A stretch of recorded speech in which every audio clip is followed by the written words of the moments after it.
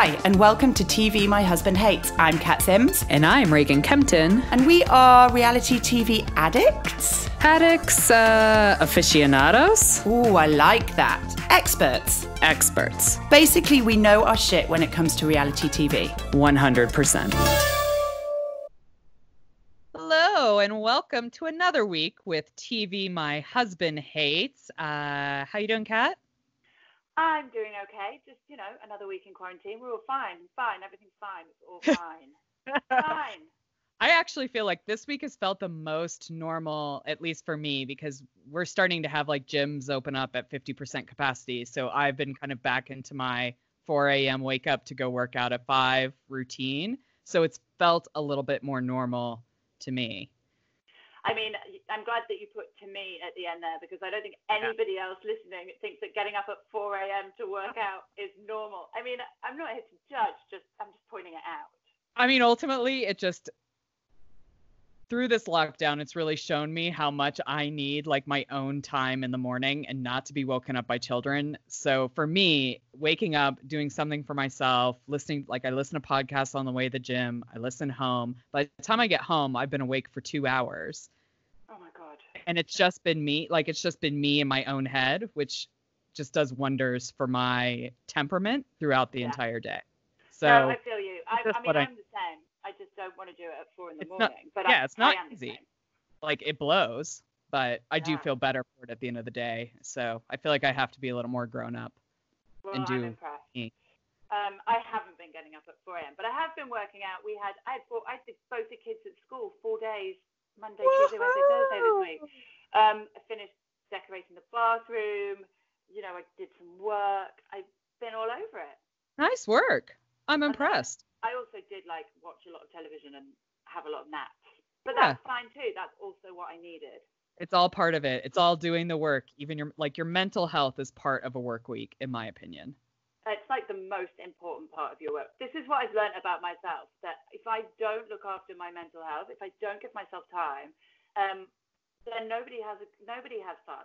I'm a cunt to everybody, and it's just not on. For the sake of me having a nap here and there or getting out for a walk, it's worth everybody's time and effort. And the same for Jimmy. He needs to go running too. He needs to have his naps as well. So it's essential. It's not selfish. It's essential.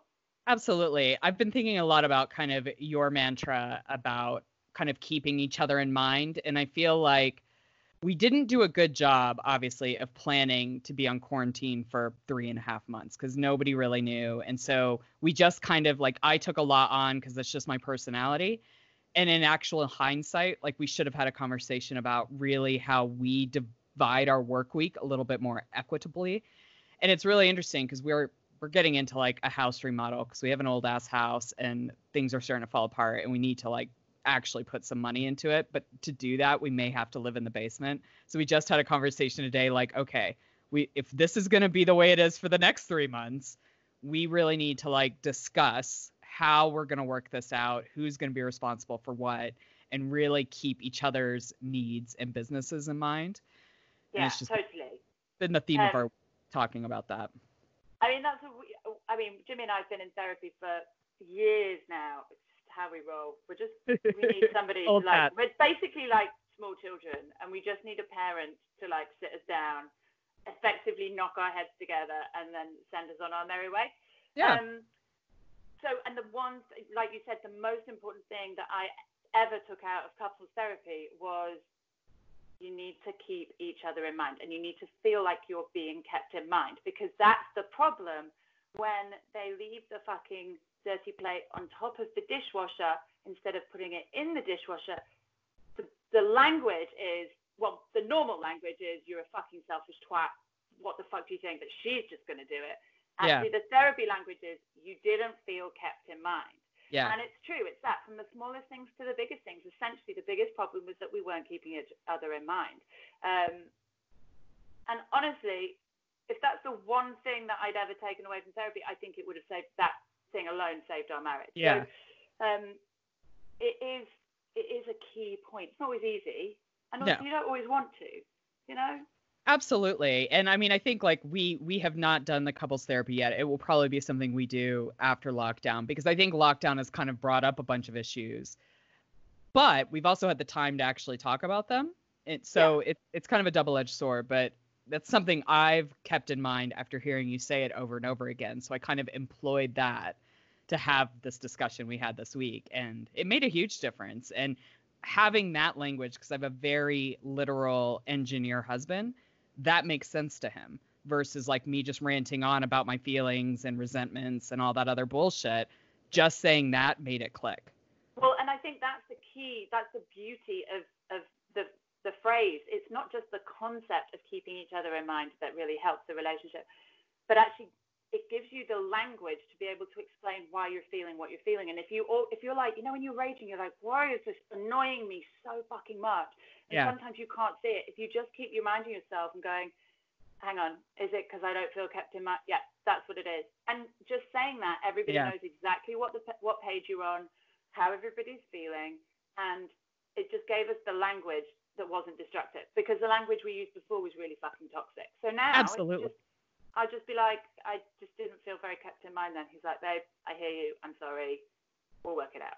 Absolutely. No, it's been really nice. So, I mean, don't get me wrong. Kat. You're welcome. Here every week for your relationship problems. You'll just be my couples therapist that I speak to on my own. That makes no sense. Yeah, I mean, that's fine. I'll give you mates rates. There you go. I'm really good, and I'm fine with drinking during sessions. So perfect. That's therapy I can get on board with. So, shall we? Now, listen, it's a quiet week in the world of TV. My husband hates the quarantine. At first, we were like, we're going to be here all week, and we are. But unfortunately, the shows are slowly dropping by the wayside. Well, it doesn't help that a lot of people are getting fired for being racist dicks, so that can affect the rest of it as well. But we only have 2 shows this week, and thank goodness a new show started this week, so we had that second show. I know, thank God. Otherwise, we would have just been on Below Deck, which, to be fair, there's quite a lot to talk about. And here's the Below Deck Med this week. It was a busy week, and Below Deck Med is proving to be a pretty exciting series. It really is. There's a lot, and it doesn't enrage me as much as like the last season of regular Below Deck with all the disgusting misogynist bullshit. But we've got a little bit of it in this, but we've also got a good antidote with like women taking care of the problem and being aware of the problem. Well, I think as well in the last Below Deck season, it was almost a perfect storm of 3-4 guys. I can't even remember. 4 guys, including the chef. He was a twat. Yeah. Who just all triggered this kind of testosterone in each other, and it just got completely out of hand. I think with Below Deck Med, we've got Pete, who has absolutely nothing between his earboxes. Like, there is nothing there at all, except maybe some steroids banging around, but there's really no grey matter there at all. But on the other side, we've got, who's the other guy? What's his name? Alex? Yeah, he's actually turning out to be a pretty decent guy. And Rob, I think, is still very quiet, but I don't think he's a complete dick. No, I don't either. I think the majority of the misogynistic views come from Pete. I think the other 2 are just fine, normal dudes, right? Like, I don't even think they're feeding into his misogynism. I think they feel like it's weird too.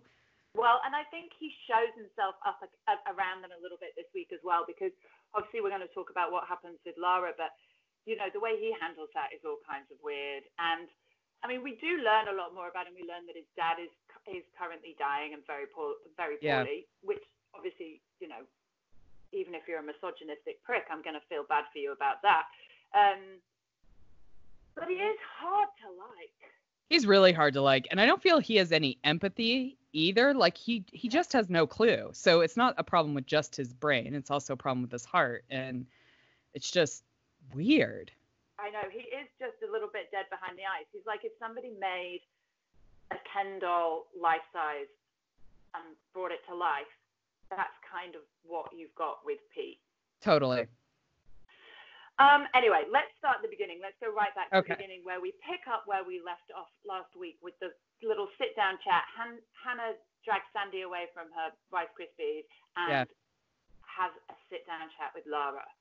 I'm so glad Sandy went, because I think this is the first time Sandy actually saw the kind of fuck off attitude that Laura has. I don't think Sandy saw that in her before because they were just kind of chatting around, you know, the mess table and, you know, what have you. It was nice and civil. But I think the minute Sandy saw the interaction between Laura and Hannah, she was like, holy shit, this is a problem. And of course, Laura was just hiding it before. Like Laura, when she was talking to Captain Sandy, was just manipulating her and being super sweet and nice and, you know, slightly throwing Hannah under the bus in a really passive-aggressive way. She can't get away with that now because Hannah's right there. So she reveals her true colours to Sandy. And Sandy's, like you say, she's like, she's just giving off this fuck you vibe. Yeah. And she nails it. That's exactly Laura's vibe. From the moment she walked on the boat till the moment she left, spoiler, just didn't give a fucking shit. Well, and I mean, let's talk about the way she left. She just slunk away. I know. Sneaky like, as fuck. It's not like I have no respect for that. Like, fair enough if you have a fuck off attitude, I can identify a little bit with that. But if you're gonna have a fuck off attitude, then fucking leave in a blaze of glory. Like, yeah, make a scene, tell people you're going, get your shit, and storm off the boat. Like, don't slink away at 5 a.m. It was weird though, right? And then come back crying. Like, you're not sad about leaving. The emotion, like her face being all blotchy, like she had been crying all night, just felt a bit psychopathic. Like, oh, she's totally dead behind the eyes. I mean, it doesn't make it's no surprise to me that her and Pete clicked. Like, you know, the psychopath loved the narcissist. So, you know, it was like a perfect relationship. This was going to happen. But I agree. It was weird. And I think everything about Lara is manipulating. She's always trying to work a situation to her own advantage. And I think she came off looking lame, actually. Yeah. She's really fucking lame. Yeah. I mean, like, you know, like Riley has a bit of a fuck off attitude, but like she's going to tell you to your face to fuck off. And I have a lot of respect for that. I have no respect for people who are one way to some people, another way to another, you know, other people, and then fucking slinking away in the middle of the night. Like, there's no respect from me there whatsoever. No, Laura's bad news. I'm glad she's gone. But yeah, I mean, I don't know who the hell is going to replace her. It's all a bit, obviously we know it's somebody who's coming back, but we are yet to figure out who that is. And they're really good at keeping this shit under wraps because I searched and searched. Did you? Did a little sleuthing? Nothing. According to our Instagram following, everybody thinks it's Bugsy. I think like 2 people said they wished it was Josiah, but they don't think he's going to come back. And also, I guess he was never on Below Deck Med. He was on Below Deck. Below Deck, didn't he? Yeah, but I think Bugsy is possibly, at least according to our followers, is in the running for being second stew, which I don't know if Hannah's going to be pleased about at all. To be honest, though, I think Satan himself could turn up as second stew, and Hannah would probably prefer him over Lara. I mean, I think Bugsy's going to look really appealing after Loopy Lara's gone. Well, and I kind of think if Hannah and Bugsy could put like old shit aside and just like bust out, because this boat is huge, like that you almost do need like 2 first stews. Like they could nail it, and actually everything could go really smoothly. I don't think that's going to happen, but we'll see. We'll see next week. To see who it will be. But I do think that Hannah nailed that charter so far with just her and Jess, because obviously Jess is green, so she's working her ass off. But Hannah, you could see when Hannah gets into it, Hannah's a great stew when she's not distracted, when she doesn't let her emotions get the better of her. She nails being a chief stew, and you can see her working really, really hard. I mean, she might forget the musicians for a few minutes down below. I've done that before as a production assistant. I've forgotten support band music. But you know, that kind of thing happens. But I thought she really nailed it. Well, especially when the guests essentially had her working as the nanny as well. I mean, I could not believe, like, I felt that was really wrong. Not so much when the deckhands were playing with the kids, because at least people asked them, like, if it was okay and if they were doing all right. And the nanny kept coming in and, like, keeping an eye on them. But afterwards, when the nanny was just, like, drinking, having a good old time, and asked Hannah to check on the baby when they're 1 stew down, I thought was not on. I agree, and I think it's really difficult because obviously Hannah has to say yes, of course. Right. But why bring in, like, I get if you have a nanny and if she's a live-in nanny and she's part of the family, then of course you're going to want her to be able to enjoy her time as well. You know, you're not going to work her to the bone 24 hours a day. But when she's sitting at the dining table and they're having dinner, and the only thing that she has to do is just check on the kids every now and again, I don't think that's eating into your own time. Like, I feel like she could have been the one to do that. Otherwise, why bring her? Why not just give her a week off at home?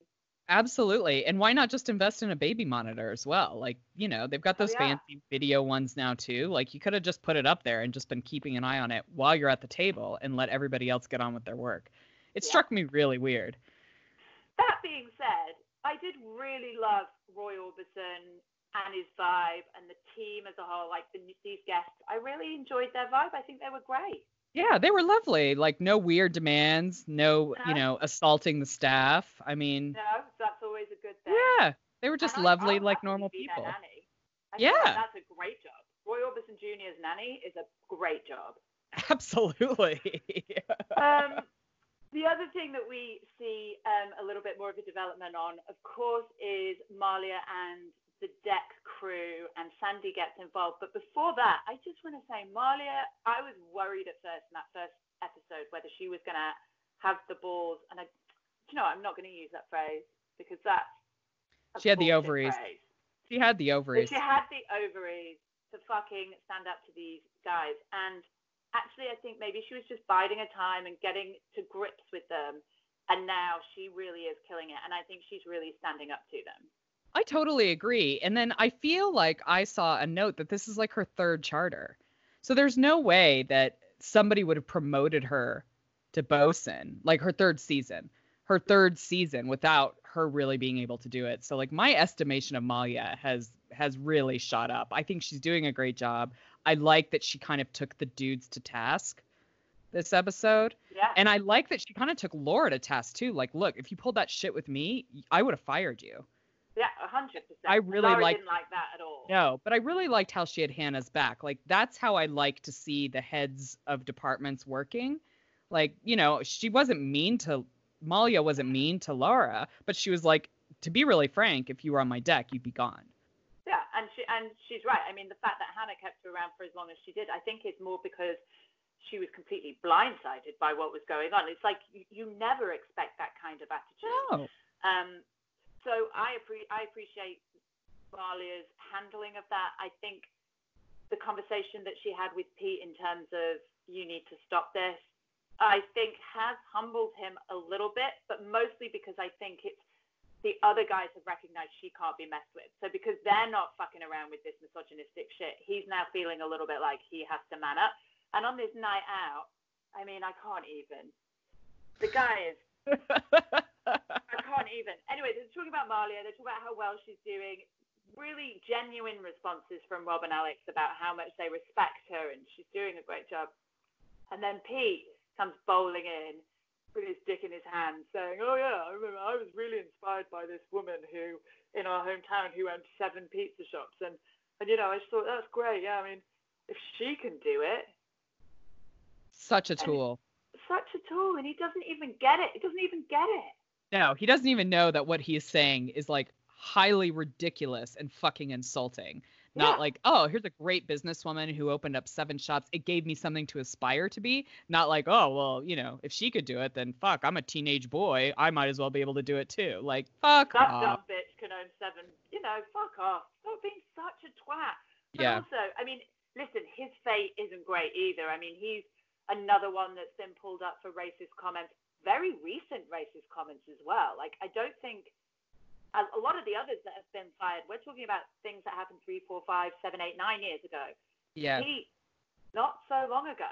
No, and I went back to check, but the account had already been deleted because he's deleted all his social media accounts. So I couldn't look and see what the actual post was because I'm a nosy bitch like that. But well, I read it. I mean, I think I read about it. It was pretty awful. I think it was in reference. I think there was references to George Floyd. Like, it was bad. It was not good. Yeah. No. So tone deaf. And I think there was like sexual assault overtones in there. It was really bad. It was really bad.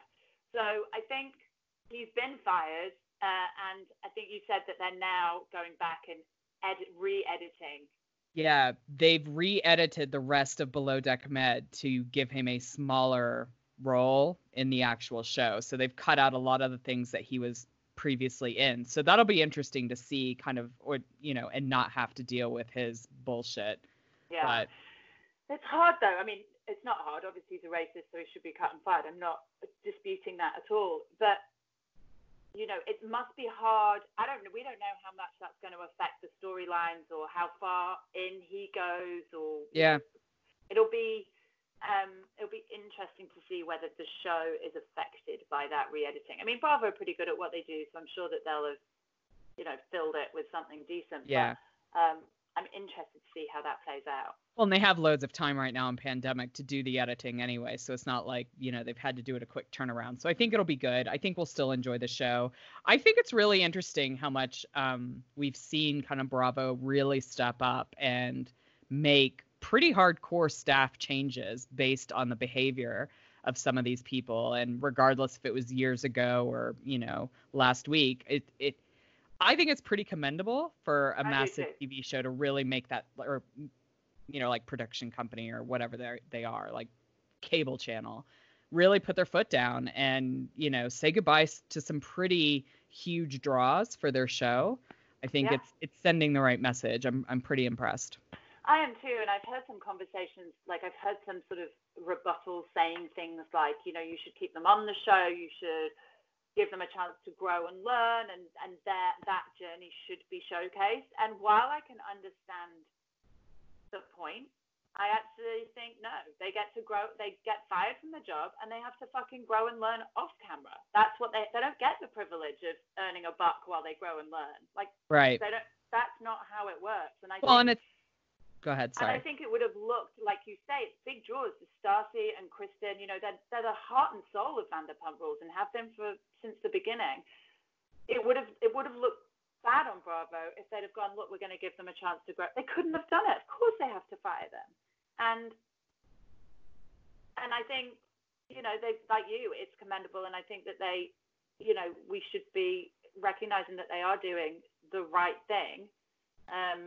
Even if it's not necessarily the right thing for the show or the right thing for the channel.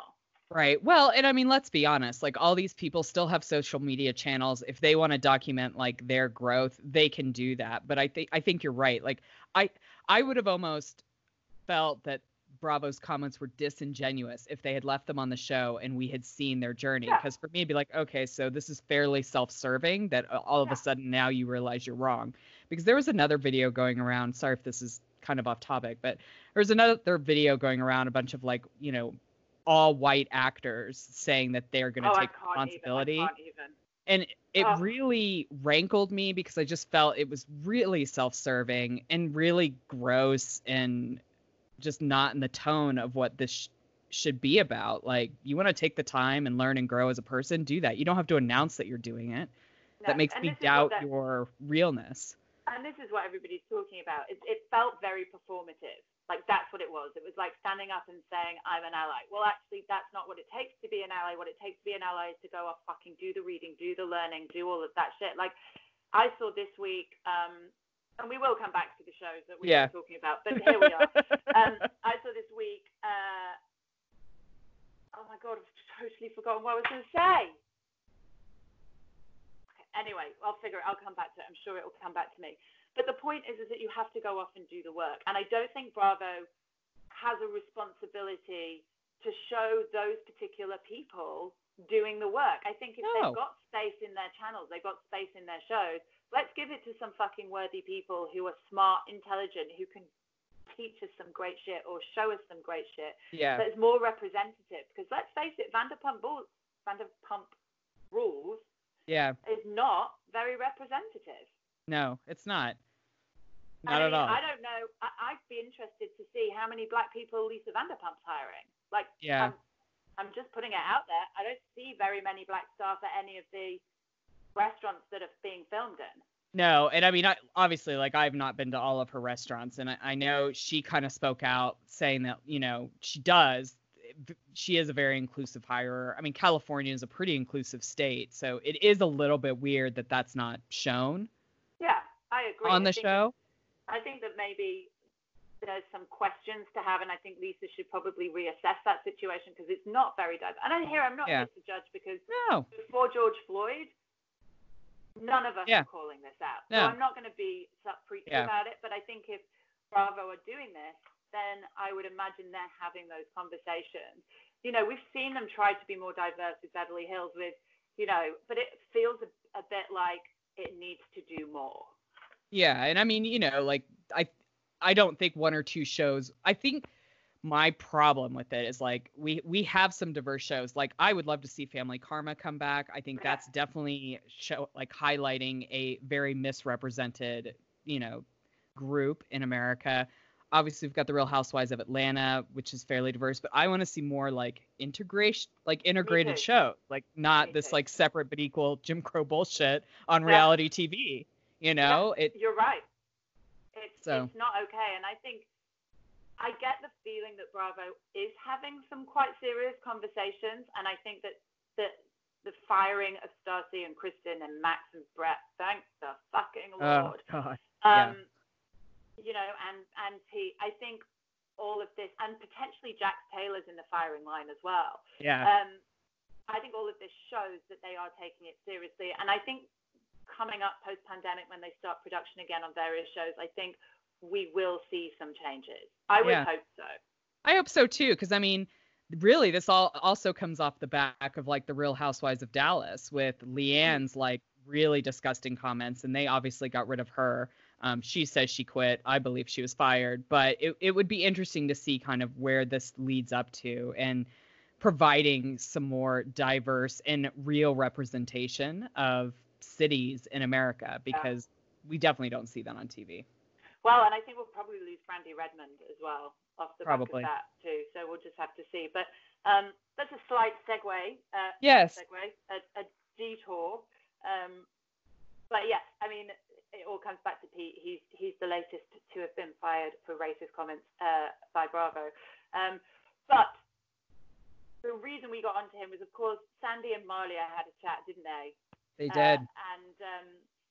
And I felt a little bit here for Malia, because I felt like Malia just thought she was just having like quick morning chat, like, oh, well, we have our coffee, how's everything going? So yeah, it's fine. It's kind of annoying, you know. He keeps calling me sweetie or sweetheart. And fuck me if that didn't push a trigger in Sandy. I feel like Sandy saw red. It was like, motherfuckers, they're getting in here now. And Malia was like, spoon to her mouth with a serious. She's like, what? Hang on, no, what? I just want to have my breakfast. We don't need to have a meeting now. We're just having a chat. What? Is it bollocking time now? Oh, okay. You know, and to give her credit, like she stands next to Sandy and backs her up, and she says, you know, it's not okay. But I did feel a bit like, to the boys, it looked like Malia had run off to Sandy. Right. Like, they keep calling me sweetheart, and Sandy's like, that's not good enough. And I mean, she's right. It's not good enough. Yeah. And actually, I think Malia rescued it with kind of just by standing by Sandy's side and saying, yeah, it's not okay. But I did feel for her, and Sandy just lost her shit. No, it's obviously a hot topic for Sandy, as it should be, and I think probably a hot topic for any female captain, which, as I'm sure, there's probably like 5 in the entire industry. So I totally agree with you. It did make it seem that like Malia had been telling tales, but also I really liked Sandy's reaction and was like, well, fuck this. Like, we're not going like any further until this shit is put down. Like, we're stopping it now. And I think that's a really nice thing to see from a leader and a captain of a boat. Just like, no, we don't roll. I 100% agree. And I think with these kinds of guys, that's how it needs to be. You can't go gently with them. You need to be like, absolutely no fucking way. I dare you to try it again. And I think that she did put them in their place. And I think certainly Alex and Rob really took it on board. Who knows about Pete? We don't really care. But yeah, I mean, this female leadership team is fierce. It really is. Especially it really this is. week. Like Hannah killing it, Malia nailing it, and Sandy just kicking ass and taking fucking names. Like, it was awesome to watch. No, I totally agree. And I like that Laura left because I think she was doing nothing for the show. I'm excited to see who comes in. I mean, I have high hopes for it being kind of a nice blend and especially like a nice come down from Laura for Hannah. Like, you know what? Anybody's going to be better than this crazy lady. So like, let's just get on board and knock it out. But we'll see. We'll see how it goes. I mean, it's Bravo. There's going to be some sort of drama, but not Lara drama. Honestly, she made me feel anxious. Like, she made me feel ragey, and I couldn't. I'm glad she's gone. Yeah, that would have been a long season. It would. Now we're introducing $1 Million Listing LA, and it's a little bit. We're gonna see how it goes, aren't we? Yeah, because I think we fell into this a little bit with $1 Million Listing New York. Like, it was a depressed market. They were having to get really creative. Sales were down. It was a little bit hard. But where I think the difference lies is in the cast. Like, I think $1 Million Listing LA is really going to pull it out. We've got some amazing personalities on this show. We're going to get an introduction to Frederick being on the show, so that is obviously going to stir up a whole load of shit. I think there will be enough to kind of talk about in this season rather than just like, oh, there's another, big fuck you house and it looks great and wow. I think the good thing is, and what I love about the LA version is, I think both Josh Flagg, Altman, and obviously Frederick are really performative reality TV casts. It's not, they understand that they have to bring some game, and I think that bringing Freddie into that will be great. I think Tracy's great. She's lovely. I'd love to hang out and have dinner with her.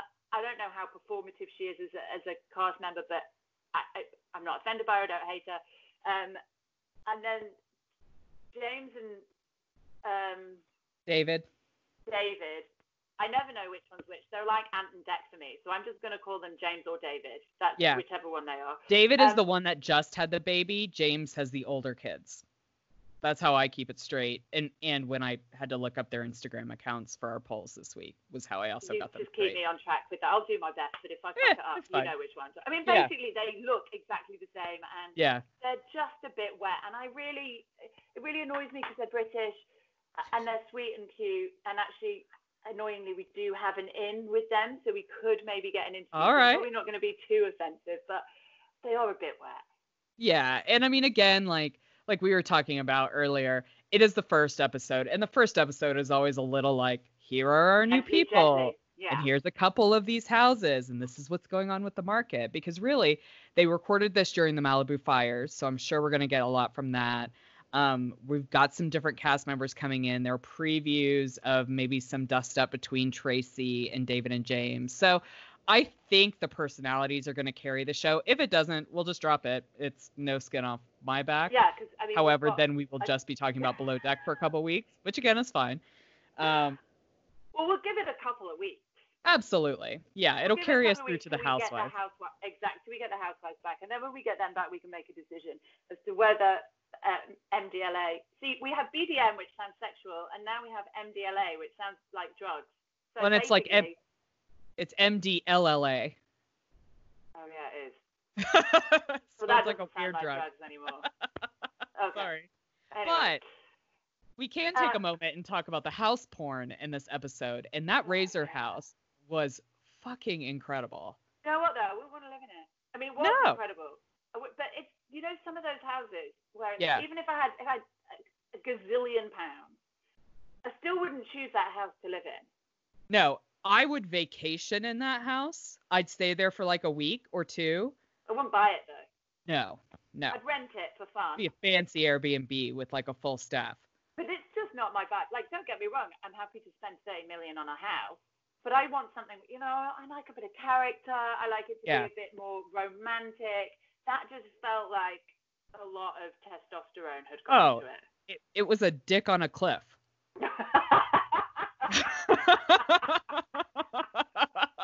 That's all it was. I mean, when you put it like that. Look at me. Exactly what it was. I'm flopping it down. I mean, that's exactly what it is. You're right. Yeah. I mean, that's how they should market it. That's exactly how they should market it. A dick on a cliff. It's a massive dick on a cliff. I mean, they'd have people like Pete with loads of money turning up to buy it. That's 100%. Who's going to buy that house. The unit, the situation, like any of the reality stars that refer to themselves as the something. Perfect house for those people. Yeah, knock yourself out, fill your boots, enjoy your time. But it did look good. They've obviously got the listing. quick 5 million off it. Imagine just being able to do that. Yeah, just you know what? We could do without that 5 million. We'll be fine. Yeah. We'll be fine. I never liked that 5 million anyway. No. But the other house on House Porn that talking about that I really loved, and I really loved it, was the Ellington house that Tracy was selling this week with the two guys who worked for like UNICEF, and you know, there's people that make you feel like you've done absolutely nothing with your life and you're such absolutely. an underachiever. Because like the guy had written a book about like surviving being a child soldier in Africa, and the woman was a human rights lawyer, and they go into these. I mean, it was just incredible, and had a home birth of twins in her. Like, these people are amazing. Amazing, and the house was. Now that's the house. Honestly, I'd have £30 million, and you said, "Do you want this Razor house, or do you want to buy this one for just under 2?"